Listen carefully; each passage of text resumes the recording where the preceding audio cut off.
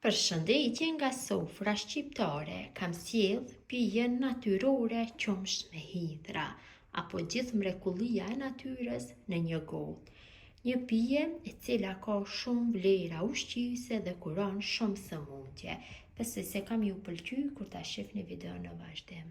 Filloj me përgatitjen. Në një tenxhere shtoj një lugë gjelle me hidhra të thata, kështu i kam të bluara.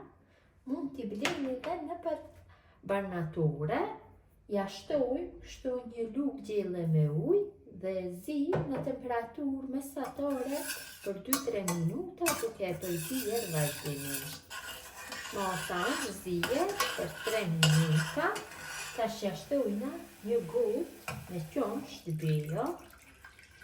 Pija me qumësht dhe hidhra është e pasur shumë me vlera ushqyese.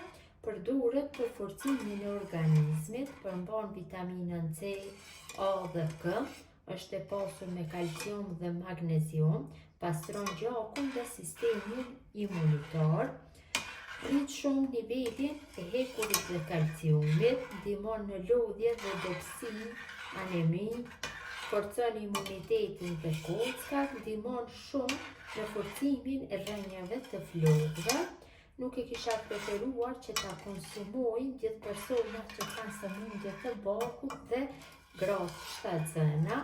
Hidhrat pra duhen të zihen, nuk duhet që të konsumohet kështu e gjallë, duhet patjetër që t'i zihet 5 ose 10 minuta. Pra një pije e cila kuron shumë sëmundje, apo që themi gjithë mrekullia e natyrës në një gotë. Masën e kam zier dikon rreth 7 minuta. Është një pije vërtet shumë e shëndetshme, e cila përmban shumë vlera dhe kuron shumë sëmundje. Ashtu kuron dhe ndihmon në forcimin e organizmit të brendshëm, rregullon sistemin imunitar, rregullon ashtu dhe menstruacionet, bën balancimin e hormoneve, ndihmon shumë dhe mbështet trupin kur ka dobësim tek migra ose lodhja hormonale. Tash masën e largojna nga zjarri dhe e lëm që të ftohet për 5 minuta, më pas jetë gati për konsumim.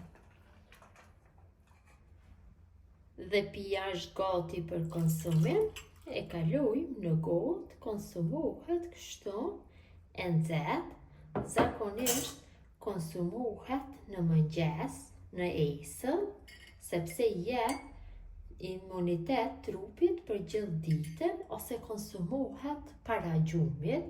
Kur ta konsumoni shumë mirë është që ta konsumoni në bark bosh, dhe është shumë e rëndësishme se vetëm një gotë në ditë është e lejuar të konsumohet. Besoj si u ka pëlqy mënyra motra dashura se si përgatis unë pije natyrale e cila ka shumë vlera dhe kuron shumë sëmundje. Gjithë ju që përgatisni në këtë mënyrë ju bëft mirë, mirëmbëjtje nga sofra shqiptare deri në recetën e radhës.